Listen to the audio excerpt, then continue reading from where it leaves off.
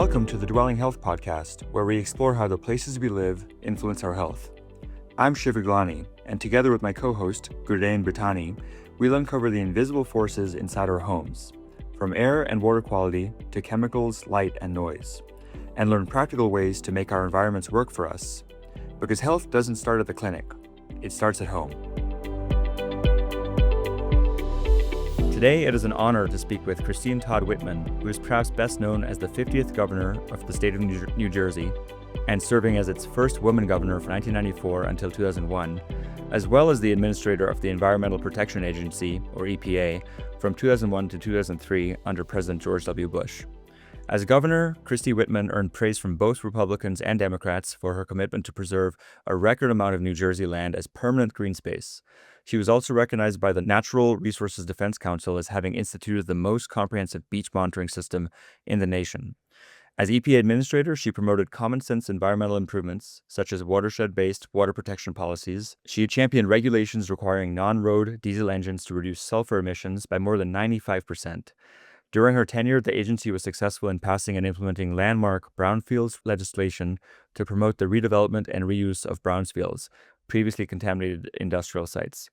She's also the author of the New York Times bestseller called It's My Party Too, and president of the Whitman Strategy Group, or WSG, which helps businesses, organizations, and governments find innovative solutions to environmental challenges.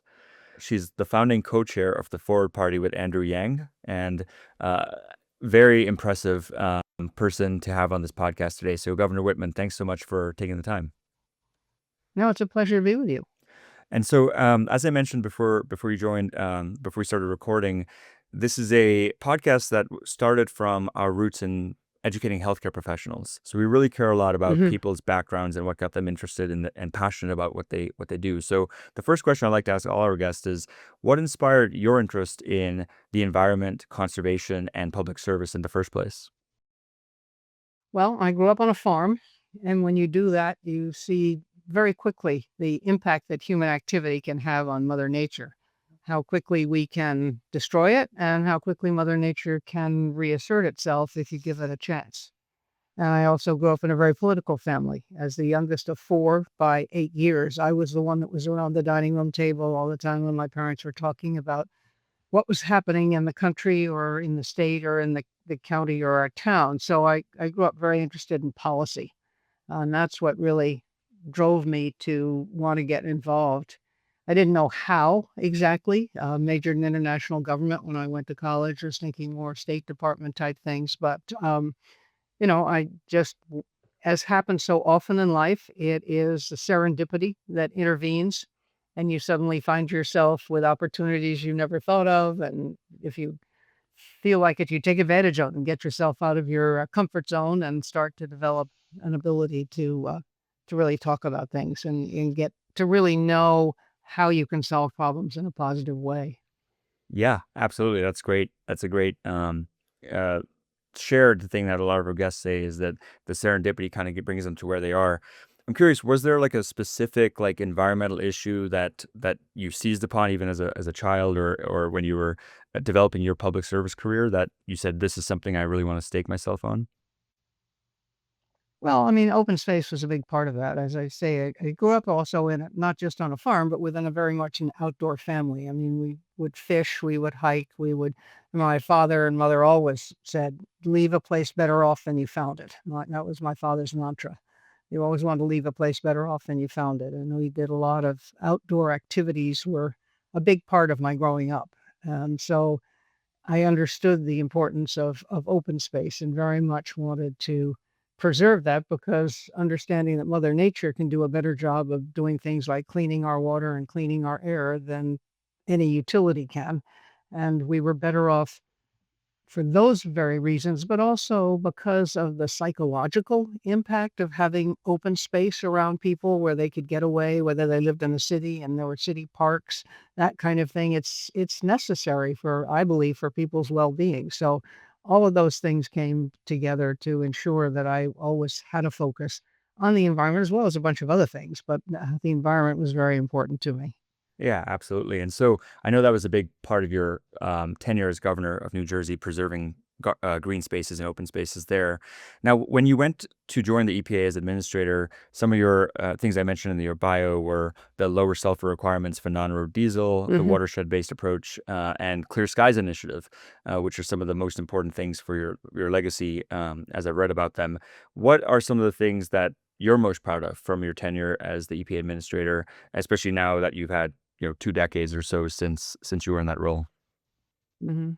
Well, I mean, you mentioned them. It was the watershed-based management program to find ways that would allow utilities to clean the water without making their subscribers go broke paying their utility fees. Being creative. I long ago got to a point where I really don't care why people do the right thing as long as they do the right thing. And if I can help them do it, that's great. But I gave up on having to have you have to have pure instincts as well as pure policy. You do the policy right. If you're getting things right for people, then great. I'm with you 100%. And so, those were things that we did. The non-road diesel engine was important, obviously, because those are bigger. They're more problematic, let me put it that way, to human health than their on-road cousins, which are the buses and the trucks. Because the non-road diesel engines are the backhoes and the tractors, in particular in cities where you have so much construction going on. It's all that equipment. They all use diesel fuel.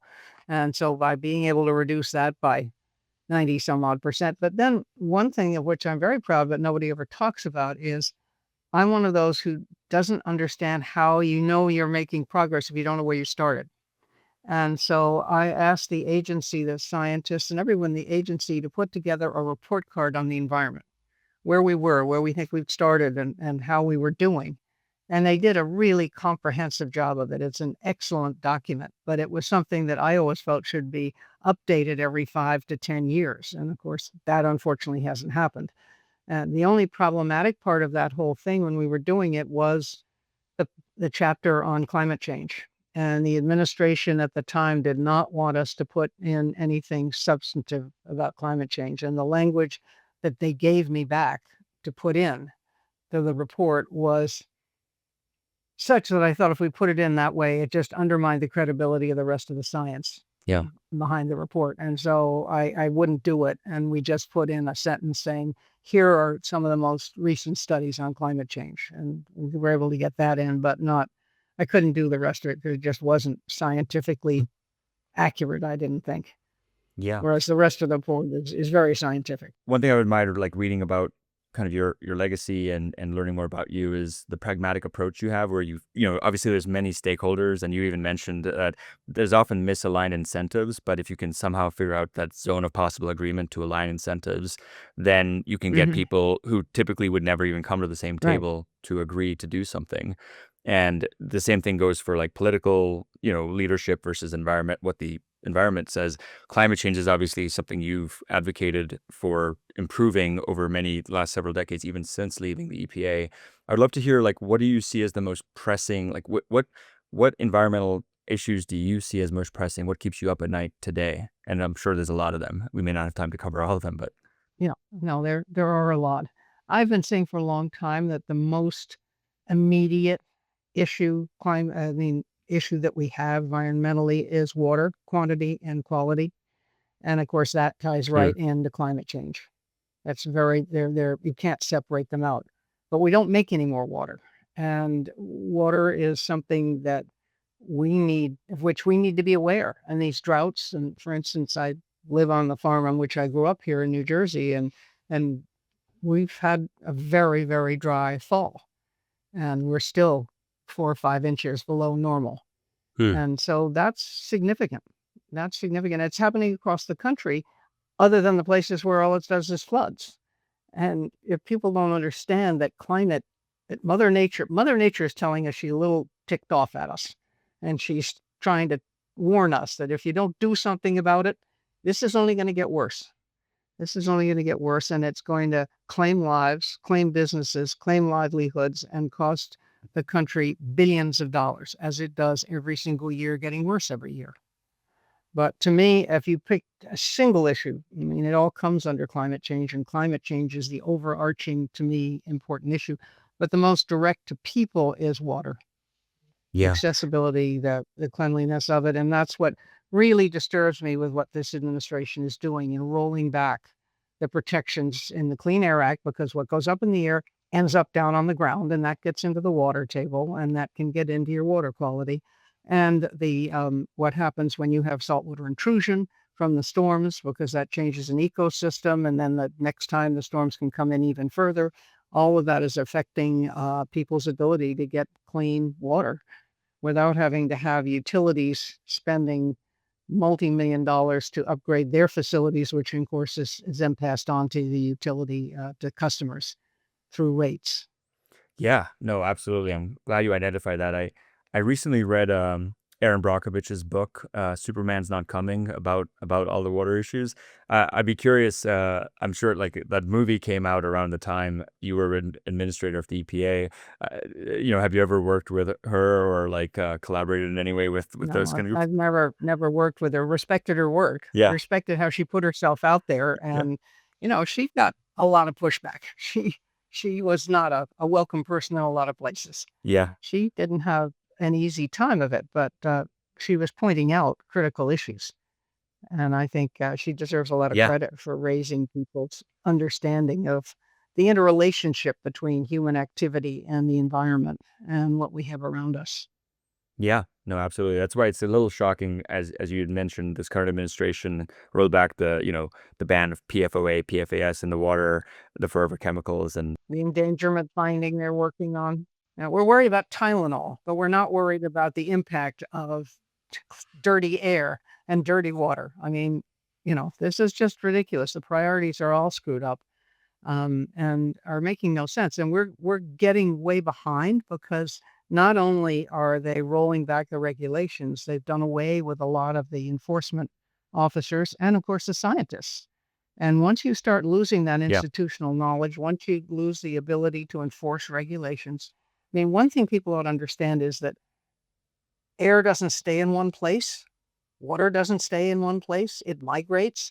And so what happened, it's why you have to have some national standards that set the basis for what's safe for human health and the environment, because what's safe for people in Arizona should be safe for people in New Jersey, yeah, as far as water, what consumption and air they breathe.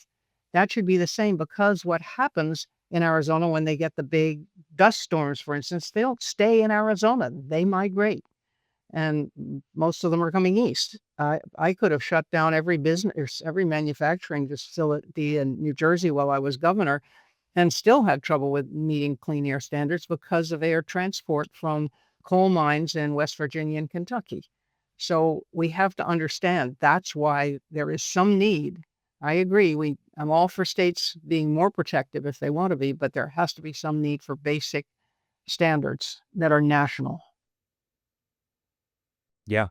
What are some examples of countries that you think are doing this well that we could learn from and emulate? Well, most of Europe actually is far ahead of us on many of these regulations. I mean, they have banned things. They've been much tougher on their enforcement than we have been, and it varies by state too. Unfortunately, it's both bad and good. As the federal government pulls back, it's good that somebody is stepping up, and that's where the states come in. That they are laboratories of democracy. They are pushing back against some of this, and they are saying, we're going to have compacts. You have the Reggie in the Northeast of the Northeastern states saying we're going to set carbon standards. You have the Western governors. You have governors now that are coming together saying we need to provide the protection that the federal government is not providing. The problem is Yeah, they don't have the resources that the federal government has. They don't have the access to all the scientists, and it's extremely expensive. And it's the federal government that's been funding a lot of this, and we're losing that money. yeah, yeah. I think I listened to your interview with CBS New York a couple weeks ago, and I think you were asked the question about how the Office of Research and Development was being, I think that's the name of it, was being cut. ORD, yes, the Or Office of Research and Development, yes, and already was kind and of that's short-staffed, right? Because one crazy right. statistic to me that I read in another book called Healthy Buildings from Dr. Joseph Allen at Harvard School of Public Health is that I think there's 80,000 chemicals or so in circulation. We've only had the resources to study the EPA at least, 300 of them and their effects on human health, and only 9 have ever been banned. So out of 80,000 Okay. chemicals, only 9 have been banned, and clearly there's more that are probably adversely affecting human health. And now we have even Yep. less We resources don't to know. study these chemicals. Right. We don't have the scientists anymore. And that the other thing that's a tragedy for our country is they're going overseas. Yeah, Europe in particular is saying, come on, we want you. If the United States is dumb enough not to want quality scientists, we'll welcome you. And, we should be. We've always been the center of innovation and of pushing the envelope in looking at these things. And I'm someone who said, look, every regulation I think ought to be reevaluated every 5 or 10 years, depending on the regulation, because we find at times that what we thought was a real problem really isn't that bad, and you can pull back a bit, or other things that we thought were okay, all of a sudden, no, they're not. We need to do more to protect people from them. And there are new chemicals, as you point out. There are so many, there are new things coming online, new products all the time. And we need to be able to protect human health and the environment. It's not, we need to move forward with this, and we need to have the scientists in place to do the work, and we just don't have that anymore. yeah, no, absolutely. And one thing, I mean, I love this movement of citizen science, where obviously, like we trust in the EPA, we want to trust in the CDC and these organizations to take care of us, but ultimately, like we as individuals need to be most responsible for the health of ourselves and our families, because sometimes you can't trust what's happening, or at least there's less trust nowadays than there was maybe over the past several Yeah, decades. there's less trust, but I would push back a little bit on Yeah, that. It's a little bit like the vaccines, yeah, because it's not just a question of your personal decision. You're affecting an entire community. right. I mean, if your child gets the measles and you have, because you haven't vaccinated, and you have a neighbor, for instance, with a newborn baby who is too young to be vaccinated, and they get it, that's a whole different outcome than if an adult gets it. But, I grew up at the time of polio, and I lost a classmate to polio when Oh, I wow. was in kindergarten. He was my best friend, actually, I'm and he sorry. died from polio. Our daughter was born in England in the middle of a whooping cough epidemic, because they had stopped giving the whooping cough vaccine 4 years before, because of some adverse outcomes from people that hadn't been warned that if you have a history of seizures, you ought to be careful taking this. Their doctors hadn't provided that. So they just banned everything. And then they had children dying from whooping cough. And our daughter, even though she had the first of the vaccines, she got it. And if you've ever held a child in your arms who is coughing so hard they projectile vomit, it's scary. It's awful. And that's what I'm worried we're going to see when you start pulling back on these things. And then, of course, as we know, the virus will mutate Yeah. if you get enough of these cases of people without the vaccine. So there is a need to have some basic, it's not just your personal decision. And sure, you should be careful. You should do the research, but you should do the research based on real science, not on political uh, desires or political opinions. Yeah, I fully agree with you there. And what but I guess one question our audience would have, a lot of them are health professionals, but just general public, is what types of things can they be doing? If the federal government won't protect their water, or a local government or whatever, for example, what can they be doing to take things into their own hands to at least protect their household or family? And maybe put another way is like, what do you do as someone who knows so much about environmental policy to protect your household? Like, do you use water filters, air filters? Like, I'm just curious about personal health habits too, whatever you're willing to share. Well, I mean, again, I push back on relying too much on the individual, except take a look at what happened when Jimmy Kimmel was knocked off the air. And Disney had taken him off, didn't know when he was coming back on. People protested. Yeah. There was outrage. People pushed back, and guess what? Jimmy Kimmel is back on the air, and he's saying all the anti-Trump things that he said before. We're the ones that can make the difference, but we have to be heard, which means we have to come together and protest. We have to go after our elected representatives and say, "What the heck are you doing? Yeah. This is not good for us."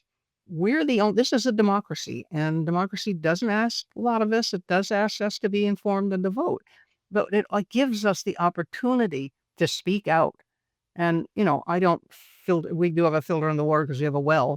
So I have a UV system. It's a working farm. So they're cattle and, things get into the water system. Yeah. But I grew up on it without any kind of a filter, and I'm fine. So I believe in that eating 3 pounds of dirt, which is clearly what I did as a child, and build up the antibodies to things. There's so many children now that aren't allowed to do anything because parents are so paranoid of them getting something that they build up no tolerance, no resistance to any of these things that are coming along. Whereas my grandchildren, fortunately, their parents grew up this way, though it's almost the same way I did, and they are too. A lot of outdoor, a lot of go down to the river and don't worry about it. If you fall in, you may get a little in your mouth. You don't want to drink it.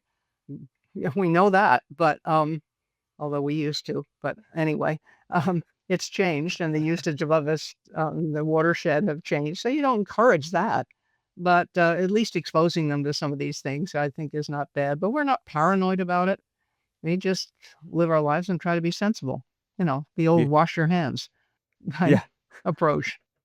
Yeah, I feel like we're in short supply of common sense often these days. Right. And But I I do think we can make a huge difference if we realize that even a few getting together and going after companies that are supporting this kind of approach of everybody do their own thing and we're going to pull back, and individuals, our elected representatives, I mean, we've got to hold them accountable. Yeah, absolutely, absolutely. One more point on the individual agency that I think is part of the equation, but as you said, it needs to be holding our public servants accountable to take care of us too, because that's why we elect them. Is after reading that Aaron Brockovich book, I'm here in Park City, Utah, which is a really nice place people like to visit. Oh yeah. But I just recently got this like TDS water meter, and I'm doing more deep testing of our water.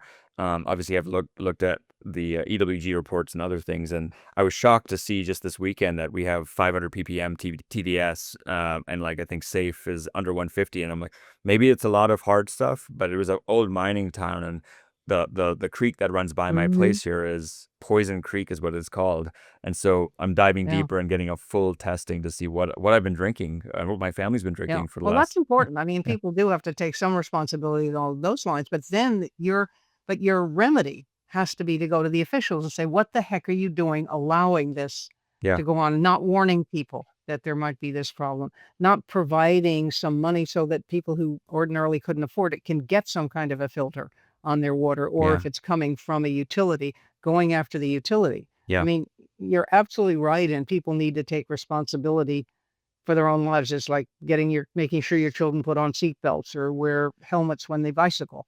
That kind of thing is common sense, and you need to do it. But then once you've done it, if you discover there's a problem, then you have to go to the source of where does that problem get solved? And you can do a bit for your home, but it's a much wider problem than that. And people need to be warned about it. yeah. Absolutely. Um, one question I would love to ask you is, again, you come at this, you ran a state as a governor, the EPA administration, you're running the co-running, co-founded the Forward Party, which I'd love to get to. Um, what are some ways that you've partnered with healthcare agencies like HHS, CDC, healthcare systems, maybe in New Jersey, to sort of make clear this relationship between the environment and human health? You know, are there any things that you're proud of in terms of partnering with these agencies? Not really. It's just speaking out, Yeah, constantly speaking out about it, putting stuff on X, writing op-eds, that kind of thing.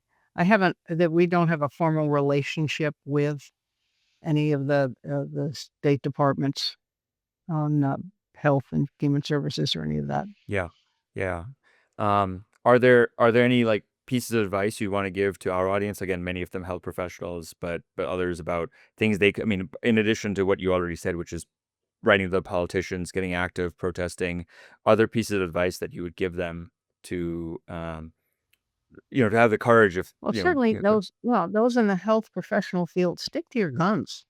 What you know is right. Don't be afraid because of the potential of pushback. Don't be afraid to provide good advice to your patients. Don't be afraid to take on when you're getting some crazy ideas thrown at you. Do what you know is right and trust your gut. Yeah. It really comes down to that a lot. And because people are getting bullied and getting threatened and getting pushed into corners and said, I mean, they just put out a thing yesterday that climate change, that word is gone. You cannot mention it in any document of the government. Wow. And I forget what else. It was another ridiculous one. And you want to say that doesn't make the problem go away. Yeah. Not using those words is not going to make the problem go away. Yeah. And we So close your still ears. have to deal with it. Yeah. Yeah. I mean, come on. And so the most important thing that people can do is to not give up or give in. We're going through a pretty rough time at the moment, I believe, which is why we have the Forward Party. And this is one way that I'm working to try to ensure that we have people in place once the next 3 years are over who can help rebuild our democracy and right from the ground up. But it's going to rely on all of us not being willing to be pushed into the background or have our voices silenced. And certainly people in healthcare are respected. And the CDC may not be trusted anymore because of what's been said about it, but the doctors, the nurses, the people in research and the research hospitals and just in healthcare in general, they have a good idea of what's right and what's wrong and go at it. I love that advice. And again, your general ethos. Where did your courage come from? Like this, ability to speak up and make changes because, I think a lot of that's kind of in short supply, and maybe going with the farm was a source for that, like that stick to itiveness. Like I'd love to hear more about those Yeah, roots. that helps. That helps when that happens. When you grow up on a farm and things don't always go the way you'd hope they would go, Yeah. especially when Mother Nature doesn't do her thing and you don't get the rain, or you have what we've been getting into now is spring heavy rains. So you have to change your planting cycle, change the crops. I've got azalea bushes blooming here, and it's almost October. Yeah. It's ridiculous. So the plants are getting confused. Yeah. They don't know what's right, when to come up, it's going to change a lot of things. We don't even know the full impact yet. You just do what's right. I mean, I don't think it takes courage.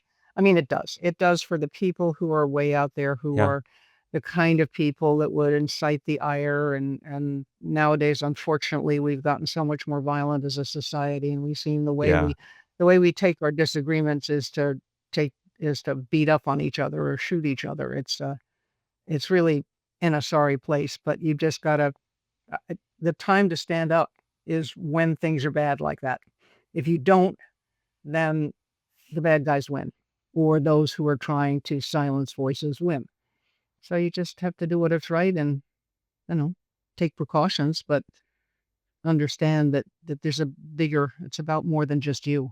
Yeah, absolutely. For those who we have yet to meet, what can you talk to us a bit about like the founding of the Forward Party? I've heard Andrew Yang talk about it on interviews with I think Jon Stewart a couple of years ago, but would love to hear how you guys all connected and then how it's been going because I think you've backed at least 40 candidates so far who are Forward affiliated No, or it's or almost 50 for 50. this cycle, Okay, this well, year. We have 53 elected officials right now serving who are wow, either fully forward. If we're a recognized party in a state, then they can run as forwardists. Where we're not a fully recognized party, which is most of the states, because the two major parties don't want any competition, so they make it as difficult as possible to get a third party on the line. We support Republicans, Democrats, and independents who will sign our pledge and whose background and what they've done in the past reassures us that they in fact mean it, that they will respect the rule of law. They've shown that in the past. They will uphold the Constitution. They will work with anyone to solve problems. They're not afraid of getting into discussions that are controversial issues and doing it in a collaborative way, in an open way, and that they have our principles, which are decency, diversity, and democracy, that those have been part of their lifestyles, or if they've been in public office, part of their public service. And so what we're doing is we started at three different parties, one that was Democratic, that was Andrew Yang's Forward Party. I was part of the Republican Majority for Choice. Republican, obviously, and then there was the Serve America movement that was more an independent movement. And we were all trying to change the systems within the system, Mm. and that just didn't work. And we all learned that very fast. That the two parties have it just the way they want it, and they will do anything to stop competition. But what we have in this country is, with over 530,000 about elective offices, any given year, 70% of those, there's no choice. Yeah. Voters have only one person to vote for. And in 5 to 10% of those offices are never filled. So what we're saying is, no, wait a minute, everybody should have a choice. And if you have an office that isn't filled, we're going to run somebody for that office. Yeah. And if you don't think it's important, then get rid of it. So save some money. I mean, come on. This makes no sense at all. And we do have everything from, we're really concentrating state and local, but we have a U.S. senator who's affiliated. We have a congressman. Next year will be more into the federal cycle, obviously, than this year. This year we have close to 50 candidates that we've already endorsed running Wow. for state assemblies, for mayors, because those offices are the ones that make the decisions that most immediately affect our lives. The school board, the county commissioners, the library commission, your mayor, they're the ones that really affect your life. And people, when they see somebody they know who runs on a platform such as ours, which is, we don't tell them what issues to take up. We just want them to take up the issues that are important to their constituents, and we'll have their back if that goes counter to what the majority party wants or the party with which they've traditionally been affiliated. We want to give them the opportunity to serve their community, not the parties, to start to back away from what we've gotten into, which our founding fathers warned us about. Everybody from George Washington to Ben Franklin to Abraham Lincoln, they worried about parties when the party and keeping the power in the party was more important than solving the issues. Everything was looked at through the partisan political prism and not the policy prism. And we've seen that over and over again. And I don't care whether it's Republican or Democrat, when a state or a county even is all in the hands of one party, the public isn't served well. It just is not served as well as it would be if you had the dynamism of some pushback, new ideas, different ideas, a real discussion of big issues. Yeah, I couldn't agree more. Again, and my hope is that a lot of the next generation of politicians come through your party or the Forward Party, because it just makes sense. It's common sense, as we discussed, and I think we obviously need a lot more of that, and less tribalism that we're seeing over the past decade, especially. Are there any final words you have for our audience before we let you go? No, I just want to thank you for what you're doing and bringing attention to issues like this and putting them in front of the public and allowing people to speak out on both sides so that people can make an informed decision. Yeah, well, thank you, Governor Whitman. It's been an honor speaking to you, and thank you especially for all the work you've done, not only through your past as governor and EPA administrator, but continue to do to help, restore democracy, decency, and diversity to our society.